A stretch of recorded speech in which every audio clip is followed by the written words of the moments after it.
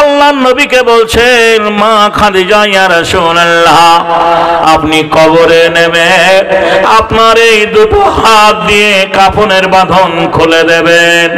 ইয়া রাসূলুল্লাহ, সবাই যখন মাটি দিয়ে চলে যাবে, কেউ আর থাকবে না, আপনি আবার কবরে একটু অপেক্ষা করবেন।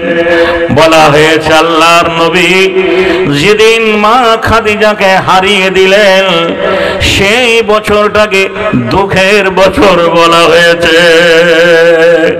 আমার ভাষাটা ওই বাপ বুঝতে পারছেন, ওই বাপ বুঝতে পারছেন, ওই ভাই বুঝতে পারছেন যে তার স্ত্রীকে হারিয়ে দিয়েছে। যুবক ভাইদের বলবো, মেয়েদেরকে অবহেলা করবেন না, স্ত্রীকে অবহেলা করবেন না।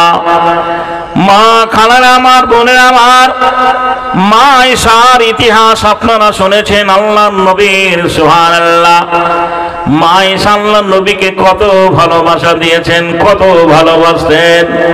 বহু আলেমদের কাছ থেকে শুনেছেন। আজকে স্বামী রোজগার করতে বাইরে যায়, কোন বোন স্বামীকে নিয়ে একসঙ্গে খাবো সে সময়টা দিতে পারে না। জোরে বলে, সে সময়টা হয় না।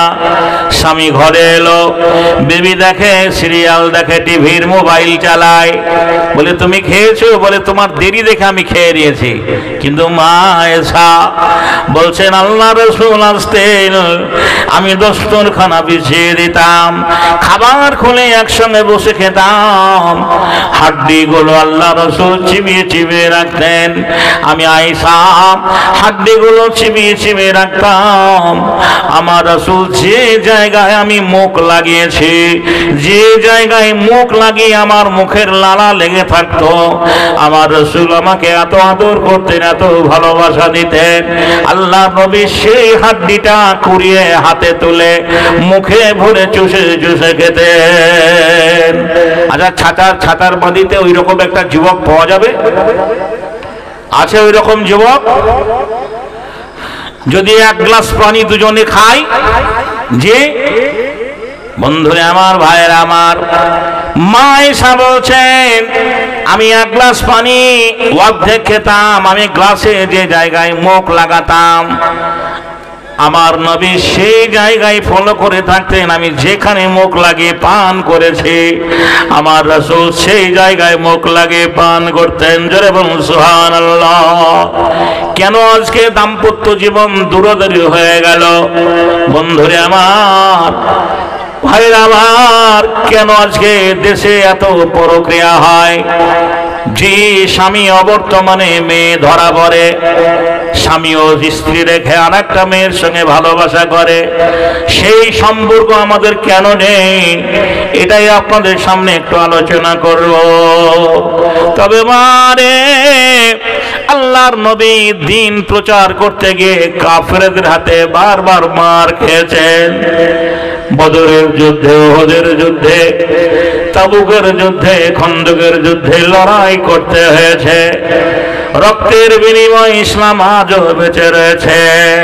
আমরা সোশ্যাল মিডিয়ায় দেখি, চীনের অমুসলমানরা মুসলমানদের মারে, আমেরিকা মুসলমানদের মারে, ইরাক মুসলমানদের মারে, ইরান মুসলমানদের উপরে মারে, পাকিস্তান, বন্ধুরে আমার, বাংলাদেশের মুসলমানরা মারে। আমরা ইন্ডিয়ার মুসলমান হামেশাই প্রতিনিয়ত, বন্ধুরে আমার, মুসলমানরা মার খাচ্ছে। আপনাদের এলাকার বেশি দূরে নয়, দুর্গাপুরে, সুবহানাল্লাহ, বয়স্ক বাপের বয়সী মানুষ, অভাবের সংসারে গরুর ব্যবসায়ী, দুটো গরু কিনে বাড়ি নিয়ে আসছিল। আপনারা দেখেছেন আরএসএসের ছেলেরা তাদেরকে গাছে বেঁধে পিটিয়ে মেরেছে। সুবহানাল্লাহ। ভাইরা আমার, বন্ধুরা আমার, প্রতিনিয়ত মুসলমানরা মার খাচ্ছে। গতকালকের একটা কথা বলবো, এই পশ্চিম বাংলায় মেদিনীপুর বলে একটা জেলা রয়েছে, খড়গপুর এলাকায় একটা মুসলিম ড্রাইভার যে রাস্তায় গাড়ি নিয়ে যেতে যেতে সাইড একটা ছোট গাড়িতে ধাক্কা লেগেছে, শুধু একটু চিড়ে গেছে, আঁচড় লেগেছে। এই আঁচড় লাগাটার কারণে গাড়িটা থামিয়ে তার নাম জিজ্ঞাসা করেছে। লোকটা বলেছে আমি মুসলিম। এই মুসলিম বলার অপরাধে তাকে গাড়ি থেকে নামিয়ে এটা ইলেকট্রিক পোলে পিটিয়ে মেরেছে। প্রতিবাদ আজও হয়নি। বন্ধুরে আমার, ভাইয়ের আমার, আল্লাহর নবীকে এইভাবে কাফেররা অত্যাচার করেছে, লাভ কি হয়েছে? 1450 বছর আগে মহানবী মুহাম্মদুর রাসূলুল্লাহ সাল্লাল্লাহু আলাইহি ওয়াসাল্লামের যুগে এইরকম প্যান্ডেল ছিল না, মাইক ছিল না, যে খালি গলায় খালি মুখে আল্লাহর নবী দাওয়াত দিয়েছেন আর মানুষকে বুঝিয়েছেন, ওগো মক্কাবাসী, তোমরা এক আল্লাহ আনুগত্য কর, আল্লাহ ছাড়া কোনো মাবুদ নেই। একবার বলো লা ইলাহা ইল্লাল্লাহু মুহাম্মাদুর রাসূলুল্লাহ। আল্লাহর নবীকে দেখে যখন হুর হুর করে মুসলমানরা মুসলমান হতে লাগলো, কালেমা পড়তে লাগলো, তার একটা আলোচনায় বসলো কিভাবে মোহাম্মদকে বাধা দেওয়া যায়, কিভাবে মোহাম্মদকে জব্দ করা যায়। ভাইয়ের আমার, যে যার মতো আলোচনায় বক্তব্য পেশ করা হলো, কারো কথা মনোভূত হলো না। আবু জাহাল বলল, মোহাম্মদকে কষ্ট দিতে হলে, মোহাম্মদকে ব্যথা দিতে হলে, দুঃখ দিতে হলে তার মেয়েটাকে তালাক দিতে হবে। আজকের এই জলসায় অনেক বাপ আছেন যারা মেয়ের বাপ মেয়ের বিয়ে দিয়েছেন। একটু আগে একটা হাফেজের সঙ্গে একটা মেয়ের বিয়ে হলো। বন্ধুরে আমার, যখন বিয়ে হয় আল্লাহর আরশ পর্যন্ত কাঁপে। আবার যখন ওই বিয়েটা বিচ্ছেদ হয়ে যায়, মেয়েটা ডিভোর্সি হয়ে যায়, ডিভোর্স হয়ে যায়, মেয়েটাকে বাদ দিয়ে দেয়, তালাক দিয়ে দেয়, তখন আল্লাহর আরশ কাঁপে। এখানে অনেক বাপজান আছেন, অনেক মায়েরা আছেন, মেয়ের মা আছেন, মেয়ের বাপ আছেন। বিবাহিতা মেয়েটা যদি কোনো কারণবশত ডিভোর্স হয়ে যায়, বলুন আপনি কষ্ট পাবেন কি পাবেন না?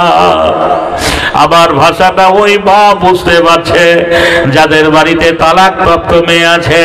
আমার ভাষাটা ওই ভাই যুবক ভাইটা বুঝতে পারছে যারা কেরালায় রাজমিস্ত্রি করে বিদেশে থেকে টাকা পাঠিয়ে কোন রকমে, বন্ধুরে আমার, পেটে পাথর বেঁধে খেয়ে না খেয়ে বোনের বিয়ে দিয়েছিল।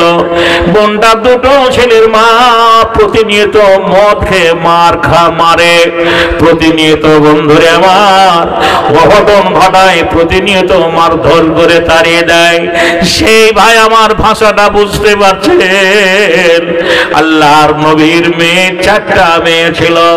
আপনারা বহু আলেমদের কাছ থেকে শুনেছেন রে মা, নবীর মেয়ে 4টা।